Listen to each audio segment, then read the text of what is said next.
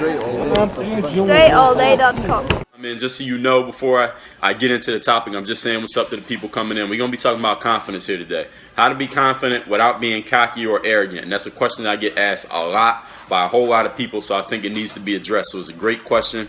Grayson Honecker, always putting the hearts on. Thank you, Grayson. So if you're watching right now, please swipe to the right, invite followers, tell your people on Twitter, tell everybody, tell your carpet cleaner, tell the guy who fixed your car, tell the desk person at Walgreens, tell everybody that you know, tell the guy cutting your grass, even if he can't speak English. We are live right now. And Shifty said, do you think people being cocky is bad? Well, we about to get into that. I'm glad you asked that question. So here it is. A bunch of people come to me and say, Dre, how can I be confident without being cocky? So the baller said we need more Periscope videos in the evening or night. He can't watch some of them during the day because he's at school. The baller, what grade are you in? What school do you go to that y'all get to watch Periscope? I wonder what school would have been like for me if we had smartphones. Man, I don't know if I would have graduated if we had smartphones when I was in school. And our Boston baller said he can't hit the hearts while he's working out. All right, I feel you, Boston baller. All right, the baller's in 10th grade. All right, as long as you ain't missing class. Well, it depends. It depends on what the class is, because the teacher ain't talking about nothing. You're going to learn more from listening to me than you're going to learn from listening to the teacher, honestly. And I went to school, so it's not like you're getting a bad education from me. All right, Shifty Drew said they ain't even got school today. I don't know why. What holiday is today? October 2nd? That's a holiday? But whatever, it is a holiday because we live on Periscope. And I forget who just said that. He said, Baller said we got to go live more at night and in the mornings because he misses it when he's at school. I get that. What time is school? Can y'all tell me what time school starts and ends? So I got an idea of what time y'all in school, because I know a lot of people who are fans, a lot of y'all are actually in school. So if I'm going live when y'all not able to watch, then I know I'm missing out on a large percentage of the population. Shifty Drew said it's a volleyball tournament. Y'all get off from school for a volleyball tournament? I ain't never heard of that. I never heard of that, man. I wish we would have got off when there was volleyball tournaments. All right, so 8 a.m. to 3:30, 7 to 2. All right, so between, let's say, the 7 to 8 o'clock range, so about the 2 to 3 range. So after 3 o'clock, y'all can watch. All right, cool. Well, it's about 1:35 p.m. East Coast time. All right, Grayson said he does too. Baller 8 to 3. All right, that's about the time we had school too, about 8 to 3. That's a long time, man.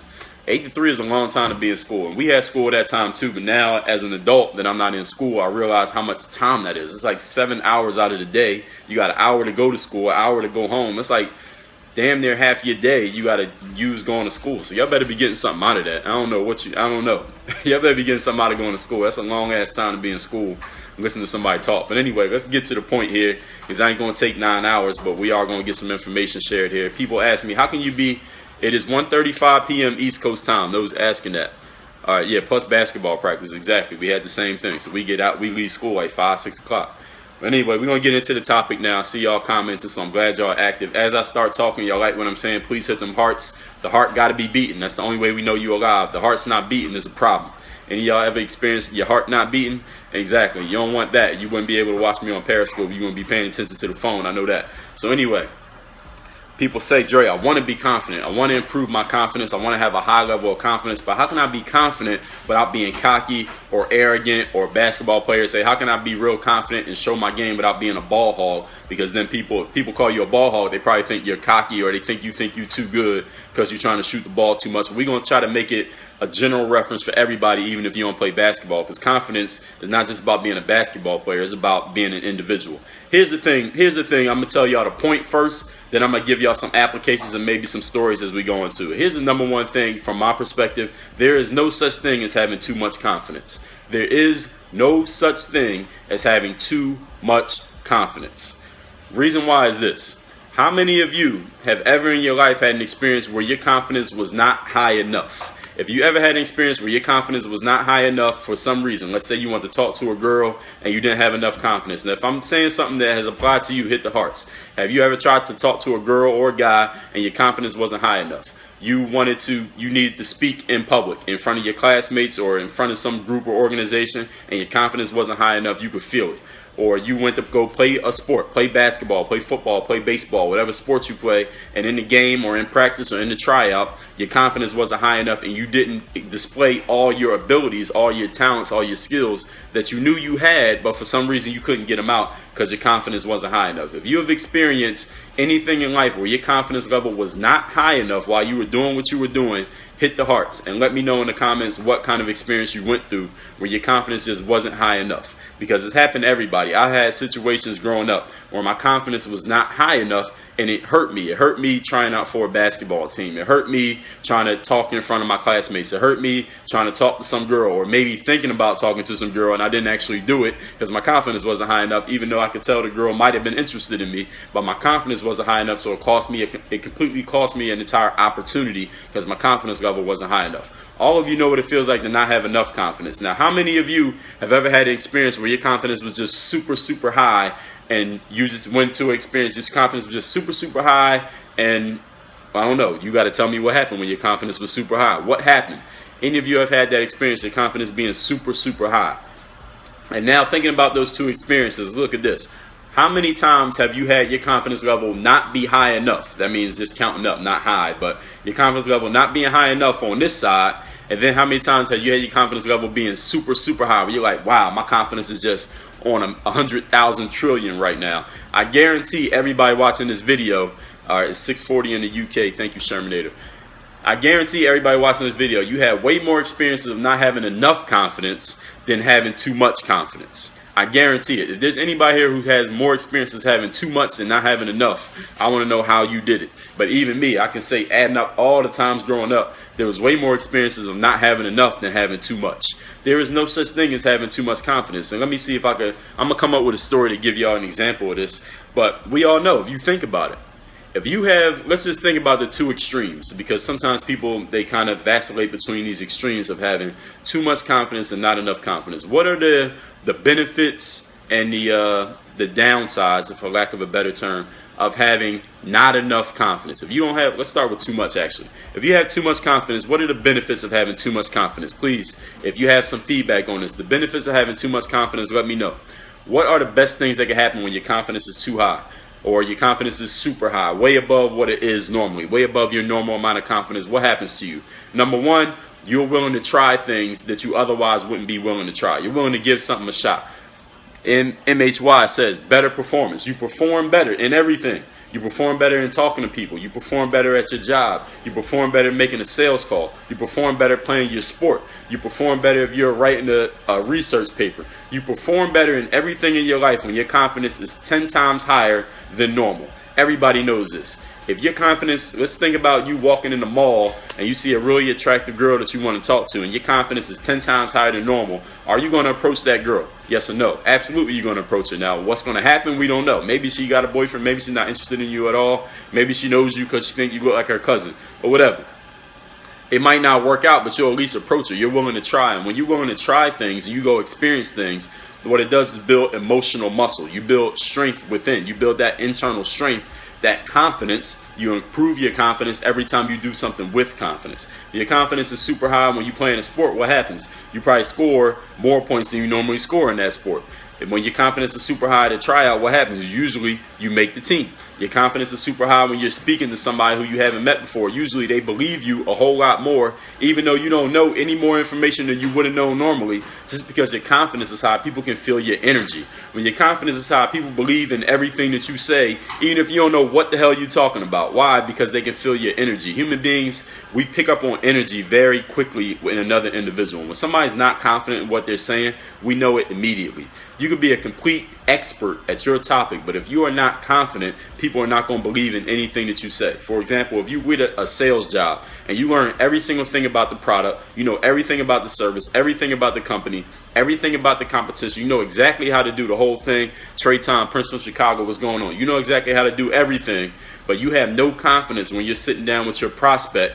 They're not going to buy from you. Why? Not because you don't know the product, not because they don't like the product, because they can feel your energy that you don't even believe in what it is that you're saying, even though you know everything. If you don't believe in your product or service and understand that as an individual, you are a product or service. If you don't believe in it, nobody's going to buy into it. But if you believe, even if you don't know nothing, let's say you got a sales job and you just started today, right? And let's say you were selling, let's say I was working at Apple and I was selling MacBook computers. I don't know how to explain the MacBook computer. I don't know how fast the processor is. I don't know how much the computer weighs. I don't know what the technical specifics are of the computer. I don't know anything really about it except the fact that I've used it. I don't know much in terms of selling it to somebody. But if I'm confident, if I have confidence in it, I have confidence in the product, and I go to somebody and I start talking to them about that product in the terms of that I understand, I'm going to be able to sell that computer to somebody because my confidence is so high that I feel my energy. Any of you have ever read anything up on sales, you've heard the phrase that sales is merely a transfer of emotion from one individual to another. That's what sales is. So any of you want to learn how to sell anything, and then when I get to my next point, everything is sales. So all you need to know how to sell things. Write this down. Sales is merely a transfer of energy from one individual to another. That's all sales is. Please, if you're watching on Twitter right now, if you're on Twitter, tweet that out, that phrase that I just said. Sales is merely a transfer of emotion or energy from one individual to another. So if you're feeling super confident about the MacBook computer, which I got, I don't want to mess up here's my MacBook computer. So you feeling super confident about the MacBook computer or selling the Big Chill bottle of water, all you're doing is taking your emotion, your feelings about that product, and you're transferring it to the person who's thinking about buying it. They are going to buy your product. That's exactly how it works. If you're not feeling confident about it, even if it's the best bottled water in the world, they're not going to buy it because they can feel that your emotion is you're not confident about it. So if you're not confident, guess what they're going to feel? Not confident. And understand that every single thing you do is a sale. Me making this video right now is a sale. I'm selling all of you on the idea that Dre Baldwin knows what he's talking about on this topic, and you're either buying it or you ain't buying it. That I got to transfer my energy, my emotion, my feelings on the topic, my feelings about myself to you. Either you buy in or you don't buy in. If you don't buy in, you like, yo, I don't know, this dude don't know what he's talking about. I'm not hitting the hearts. I'm never watching him again. I'm unsubscribing on YouTube, and I'm unfollowing him on Twitter. I'm unfollowing him on Periscope. So here's the question. Shermanator says he loses confidence because he gets called a scrub, but he's trying to use that to get better. Listen, you don't have to lose confidence based on what somebody else says. People can say whatever the hell they want to say. You can't control what somebody else says. Anybody can say anything. You could be going to sell a MacBook computer. They'd be like, yo, MacBook computers is a ripoff. I had one before. My friend had one. They lost $5,000 on the computer, and it blew up, and it killed their baby because his wife was pregnant, and she was sitting next to him when he used his radiation coming out of the computer. I don't believe it. It's a bum computer. You're trying to rip me off as a scam. Do you have to believe that? Not at all. If you believe something different, somebody just left a comment. I missed it. Whoever just left that comment. If you believe what it is that you're selling, you don't have to believe what anybody else says. Now, what you're selling also is yourself. When you go to a basketball court, you're selling yourself. If there's at least one other person out there, even if it ain't, you're selling yourself on yourself. Every time you wake up in the morning, you look in the mirror, you got to make a sale to yourself that you are worthy of getting the A in your test at school, of talking to this girl who just walked by, making this basketball team, or making a sale at your job. Shifty Drew says, do you think you gain confidence by work ethic, and how can you gain even more confidence? Absolutely. What is confidence? The definition of confidence is belief in your ability to do a certain task. Where do you get belief in the ability to do a task if you've never done it before? You got to start somewhere. Just go do it. You'll eventually get better at it by working on your game. Of course, everybody knows that. Here's the thing. If you don't have confidence when you first start off, you can borrow confidence from somebody else. So Harlem Joe says, how do you talk to a girl? And what about self-doubts? Is another question from KC2Fly. All right, first of all, how you talk to a girl is the exact same thing as if you're going to play basketball. You borrow confidence from somebody else. So think about the most confident, let's say, basketball player you know, whoever that is. Let's say LeBron James is your favorite player. Is LeBron James confident in his game? Yes or no? Absolutely. If LeBron James is going to play in a game against the Golden State Warriors and everybody in the crowd is talking shit about LeBron James, they're booing him, they're holding up signs, trying to say something negative about him, they're trying to point out anything they can point out about LeBron James. LeBron, you traveled. LeBron, you lost in the finals. LeBron, you ain't this. LeBron, you ain't that. Is that going to stop LeBron James from doing his thing? Yes or no? Absolutely not. Everybody knows that. We don't have to ask LeBron James. I don't know LeBron James. I don't have to ask him that. But everybody watching this, you know that that's absolutely true. Nobody in the crowd, it could be 30,000 people in the gym, all going against LeBron James and talking negative about him and booing him and laughing at him every time he misses a shot. Is that going to stop LeBron James from dropping 30, grabbing 9 rebounds, and dishing out 11 assists? Absolutely not. It's not going to stop him from doing anything, and he'll probably do that and still win the game, despite the fact that 30,000 people is talking about him. So how are you going to let one person stop you from doing what you want to do? So you might say, well, I'm not LeBron James. I don't have LeBron James success. I don't have LeBron James makeup. I haven't done what LeBron James has done, so I can't be confident like LeBron James. How can I have his confidence? Listen, you got to borrow confidence from somebody else. I was listening to a video. Kobe Bryant one time was talking. He was being interviewed. They was just talking to him about basketball. And he said, listen, basketball is all about, well, actually what he said before I even get to the quote, what he said was a perfect metaphor for life. This is what Kobe Bryant said. Basketball is all about the mental space you can put yourself in. Because the interviewer was asking him, like, how do you play at such a high level every single night? How do you have that confidence to dominate the games? And Trey Tom says, what do I mean by borrow confidence? I'll get to that in a second. Listen to what I'm saying. The LeBron James example was exactly what I meant, but I'll listen to this Kobe example. He said, basketball is all about the mental space you can put yourself in. And the guy was asking him, how are you so good, Kobe? Kobe didn't say nothing about how his jump shot, how the form of his jump shot. He didn't say anything about his footwork. He didn't say anything about, what kind of knee sleeves he has on. He didn't say anything about the technology in his Nike sneakers. He didn't say anything about that. None of that matters. What matters is the mental space you can put yourself in. Understand there are basketball players out there who have somewhat close to Kobe Bryant's physical talents. If you watch the NBA, there are players in the NBA who have the same or equal or close to equal or even more physical talent than Kobe Bryant has. You think about a lot of the people who play the same position. There are a lot of guys who have Kobe's physical talent or close to it. LeBron James' physical talent or close to it. Dwayne Wade, Stephen Curry's. They have their physical talent. What they don't have is their mental makeup. And the mental makeup is the difference between, I was listening to, y'all remember Gilbert Arenas, right? Who was a superstar in the league for a couple years. And Gilbert Arenas, when he was writing his blog, all right, Shifty Drew, when he was writing his blog, he said this. He said, listen, the difference between the superstars in the NBA and the average stars and the average players in the league is just a mental makeup. It has nothing to do with our physical talents. He said there are a bunch of guys in the NBA who could come out and they could possibly do what I'm doing right now. This is the year where Gilbert Arenas was averaging like 30. He was an all-star. He was dominating. He was like, there's a lot of guys in the league who had the physical skills that I got. They could be doing exactly what I'm doing right now, but they don't have the confidence that I got. My confidence is on like 10 million right now, because you can't go in with an average level of confidence when everybody else got the same physical abilities, because then you're just going to be average with everybody else. Understanding when you get to a certain level of anything, you talk about a high school basketball team, most high school basketball teams, 90% of y'all have all pretty much got the exact same abilities. It's not that much of a big variance of skills from the best player to the worst player. It's really not. The main difference is just the confidence of the best player versus the confidence of the guy sitting at the end of the bench. That's all it is. When I was in high school and I was sitting at the end of the bench, and my senior year averaging 2 points a game, it's not because I couldn't play. I had the physical ability. I was one of the most athletic guys there. I could shoot. I could dribble. I could pass. I knew how to play the game. I had zero confidence. I didn't have any confidence. That's why I wasn't playing.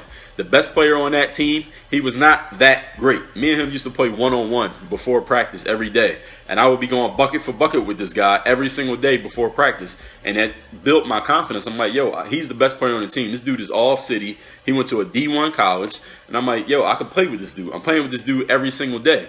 What's the difference? I didn't have the confidence. He had the confidence. So the baller said he got to go. I know this video going longer than I thought it would. But here's the thing overall when we talk about confidence and cockiness. And this video is going to go up on YouTube for those who miss it.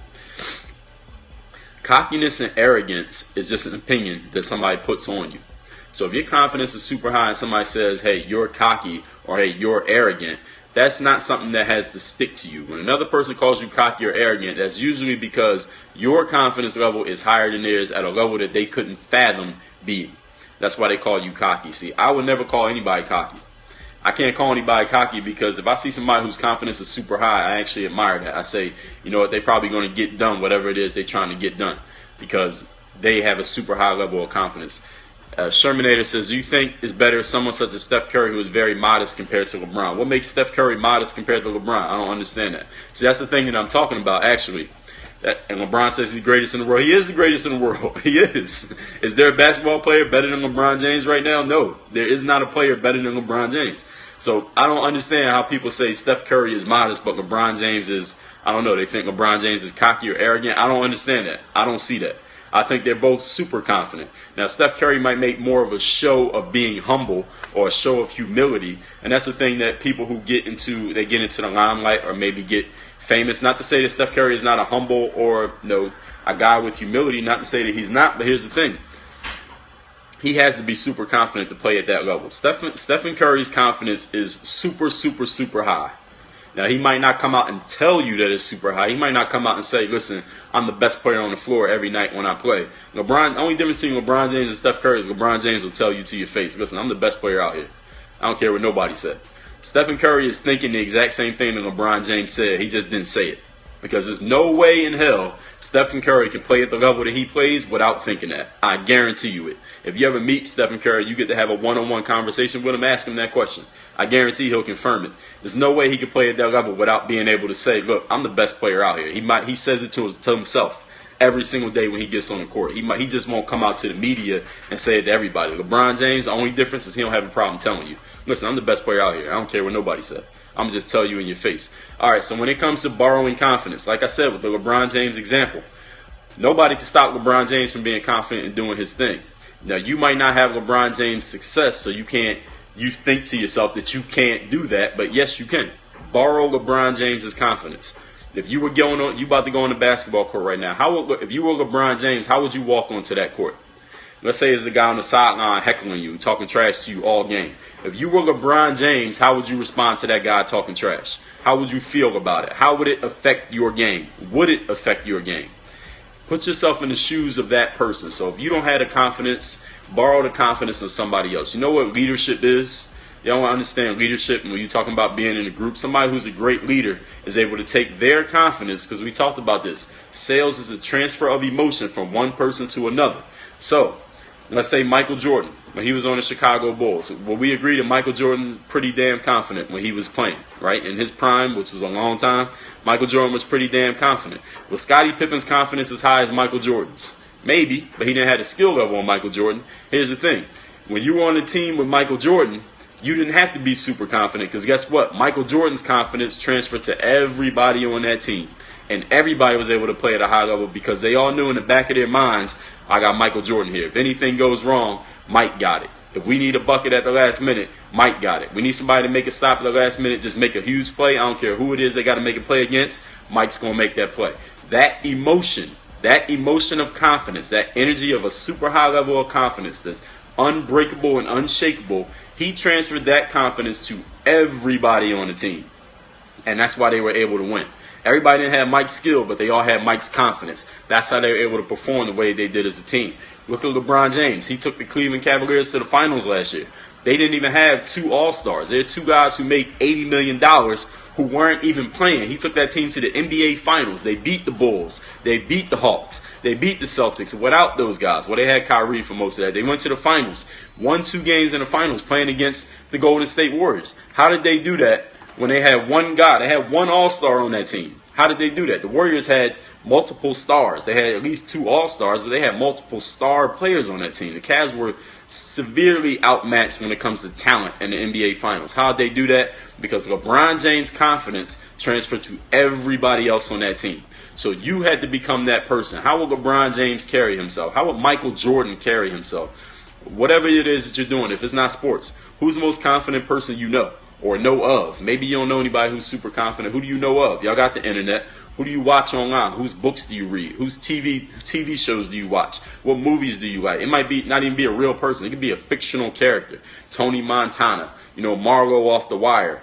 Denzel Washington when he was in Training Day. Whoever. Who is the most confident person you've seen? And how would that person carry themselves in a situation that you're in or a situation you have been in? That's how you borrow somebody's confidence. Tracy McGrady in his prime. Anybody. Charles Barkley. Michael Jordan. Denzel Washington. Jay-Z. Whoever. Drake. Whoever it is that you like. How would that person conduct themselves? How would that person handle themselves when somebody tries to trash talk them? Or your cousin. Whoever. Your dad. Your mom. Your teacher. The police officer. How would they conduct themselves? You conduct yourself the exact same way. That's how you borrow confidence from another person. So if you don't have confidence because you don't have any belief, because you don't have any track record of success, understand that you borrow it from somebody else, and you can be that person in your mind. You put yourself in that mental space. What's going on, James Bueno? You put yourself in the mental space of being that person. Listen, in your mind, you can be whoever you want to be. You don't have to be you. You can be whoever you want to be in your mind every single day. That's why I said the Kobe quote. Basketball is all about the mental space you can put yourself in. You put yourself in the mental space of whoever you want to be. In your mind, you can be whoever you want. Y'all familiar with the term imagination, right? All of you have used your imagination before. You imagine things. You can envision yourself being something bigger than what you are right now. What's stopping you from doing that all day, 24 hours a day? Nothing. You can do that whenever you feel like it. And guess what? It's a habit and it's a muscle. If you train any muscle over and over and over again enough times, you know what happens? You automatically start doing it without thinking about it. It's the exact same thing. Y'all play basketball, right? When you first start playing basketball, you could barely dribble the ball 2 times in a row without losing it. But guess what? As you kept doing it over and over and over again, now you can do it without even thinking about it. Confidence is the exact same way. It works the same way.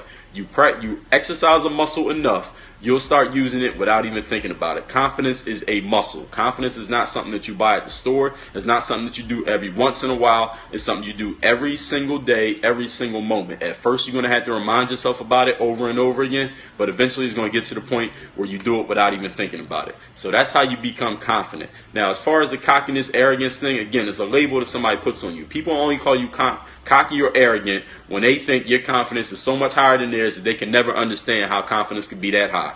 That's why they call you cocky.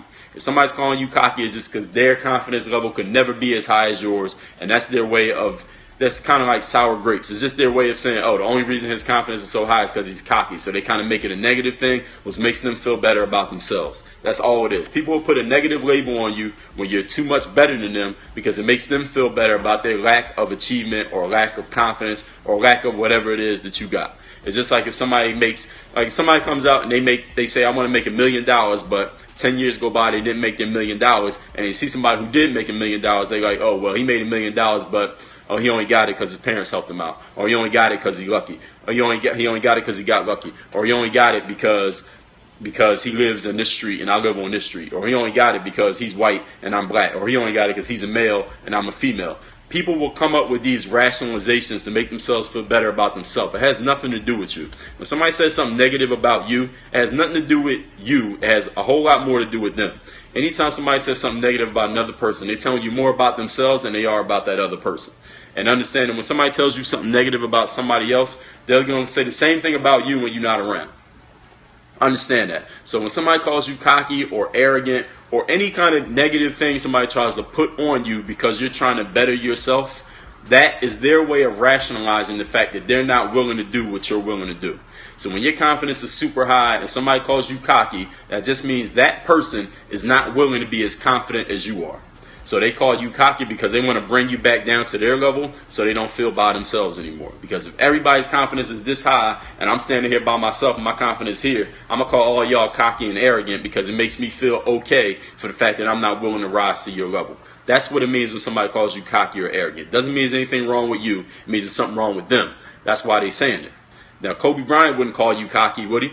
Kobe Bryant wouldn't call nobody arrogant. LeBron James wouldn't call anybody cocky. Because what? Because when LeBron James is up here and he looks over and he sees you up here, he's like, okay, now I get you. Me and you on the same wavelength. We both thinking the exact same thing. We both got the exact same level of confidence. True or not true? Now, if somebody whose confidence is right here sees you all the way up here, they like, oh, well, this guy must be cocky. That's the reason he must be cocky. He must be arrogant because he's all the way up there and I'm looking up at him. I know I can't get to that level, so that'll make me feel better about myself by calling you cocky because I'm not willing to do the work to get up here.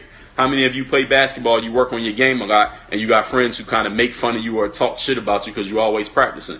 Is it because there's something wrong with practicing basketball? Is there something wrong with getting better at basketball? Not at all. The reason why your friends down here criticizing you while you're up here is because they're not willing to do the work that will get them up there. So in order to make them feel better about not being willing to do the work, they say, oh, well, why you always practicing basketball? You ain't going to make it to the NBA. You ain't going to be a college basketball player. That's not going to work for you. Why you always working on your game? That's not why you playing basketball. Why don't you do something more realistic? It's not because there's anything wrong with playing basketball. It's because they see that they're not willing to do what it takes to get up there. So no human being is going to come out and say that. You never heard a human say, listen, you know what? I'm jealous of you because your confidence is so much higher than mine, so I'm going to start calling you cocky to make me feel better about myself. You ever heard anybody say that? No. But that's exactly what they're telling you when they call you cocky or arrogant. Same thing with basketball. Listen, I see that you're working hard and getting better at basketball, but the problem with me, man, I'm not willing to do that much work to get that good. So you know what? I'm going to just make fun of you whenever you play basketball and try to pull you down, because that's going to make me feel better about my own lack of ability to put in the work, my own lack of willingness to hustle, my own lack of willingness to make myself better. So I'm going to talk shit about you so I'll feel better about me. That's all it is. When somebody calls you cocky, somebody calls you arrogant, somebody makes fun of you for trying to better yourself, when people make fun of you for doing good at school, people make fun of you for reading books, people make fun of you for seeking and gathering information to make yourself better so you get where you want to get in life, it's not because there's something wrong with you. It's because they see that you're trying to make yourself better, and as you keep doing that, you're going to surpass them and be all the way up here. You two will never see eye to eye again. They trying to keep you down here so that they have a friend. That's all it is. Human beings need connection. And when they see that you're starting to rise above them and go past them to a level that you're not even going to be able to relate to them anymore, they try to do everything in their power to keep you at that level. Not because they don't want you to get better, but because they don't want to be left alone. So that's why people say negative things about you when it comes to confidence, when it comes to your business, when it comes to your success, when it comes to your improvement in your sport, improvement in your schooling, improving in your game, whatever it is that you're doing. It's because they're trying to keep you where they at so they're not all alone in life. When human beings are alone and isolated and they don't have anybody around them, it's kind of like death. Honestly, that's like scientific studies have proven that when people are alone and they feel isolated and there's nobody to connect with, it's kind of the same feeling as dying, because the human beings are social creatures. So if you're right here, right, and all your friends are here, let's say it's 10 of your friends, and you start to be the one who comes all the way up here, they're like, damn, we're losing one of our friends. That's like a psychological human need. It's a biological need to have friends. So when they see you leaving out of their friend group by putting your confidence up here and theirs is still down here, they got two choices. Either A, do the work to put my confidence up there, or B, pull you back down so we're equal again, so we got another friend. So they got to make a choice. And most human beings are average by definition. Most human beings are average. So when you start doing something that's above average, and even though you see it makes perfect sense to be above average, like, look, y'all, I'm being above average. Look, come do it with me. Be above average with me. Why won't you do it? Understand that most people are average. They will not do what it takes to be above average. They will stay average. That's what most people want to do. I understand that most of y'all are not average people. You still watching this video, I know you're not an average person. Most people are average. They don't want to do what it takes to be above the normal person. So when they see you doing what it takes, they don't want to do that. Most people just don't want to do it. Understand that your friends are not going to be able to come with you everywhere that you're going. They're not going to be able to do it. They're not going to be able to ride with you. They won't be there at the end. Understand that and accept it. So once you start rising above and you see your friends talking negatively about you, understand that that's part of life. The friends that you got right now at age 15 are not going to be there when you're 21. The friends you got at 21 are not going to be there when you're 27. The friends you got at 27 are not going to be there when you're 40 if you keep getting better. Now, the only way they still going to be there is if you bring yourself back down.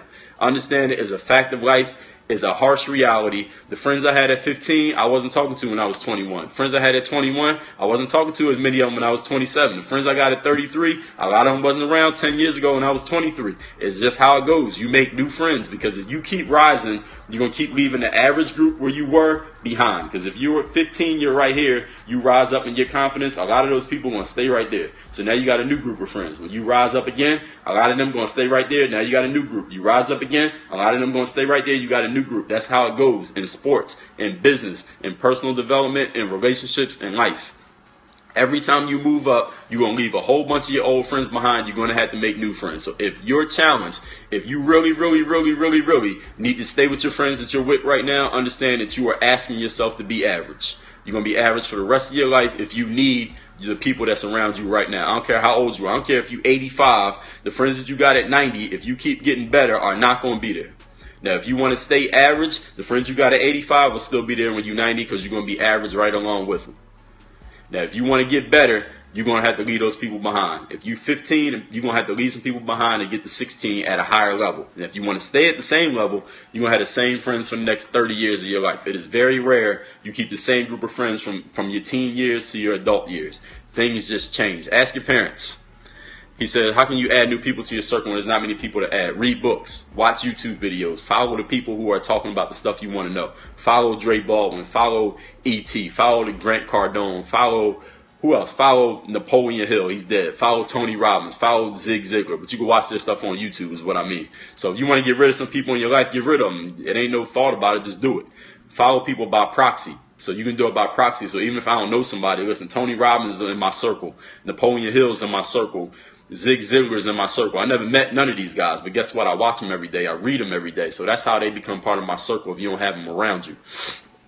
So I think I talked enough. My food is, I got some food that I'm about to eat, and I got an appointment to be at 3 o'clock. It's 2:07, so I got to get out of here. I hope y'all enjoyed that video. Please keep hitting those hearts. Please share this scope on Twitter, share it on your Facebooks, let people know. Follow Dre Baldwin on Periscope. We're going to do these more often because now I'm going to just record my commentary vids here on Periscope so y'all can see it live, and I'm going to put it on YouTube so we double dip like I talked about before. If y'all appreciated that, hit me on Twitter at DreAllDay. Work on your game, everybody. Understand, the more you work on your game, the more people you're going to leave behind. That's just a fact of life. Understand, some people want to be average. Don't make them bad people. Understand, you just got to find new people. That's all it is. Work on your game, y'all. DreAllDay.com. Thanks for checking out this video. Make sure you follow all my top content up here. Follow me on all your favorite social networks right over here. And make sure you are subscribed to catch all the new content I put on this channel every single day. Work on your game.